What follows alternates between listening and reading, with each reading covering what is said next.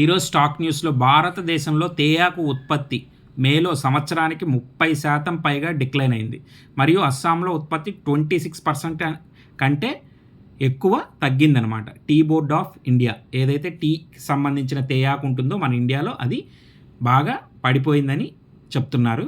అలాగే ఢిల్లీ ఎన్సీఆర్ ఆధారిత White Land Corp గుర్గ్రామ్లో వెస్టిన్ రెసిడెన్స్ కింద లగ్జరీ హౌసింగ్ ప్రాజెక్టులకు నిర్మించడానికి మారియట్ ఇంటర్నేషనల్తో భాగస్వామ్యం కలిగి ఉంది.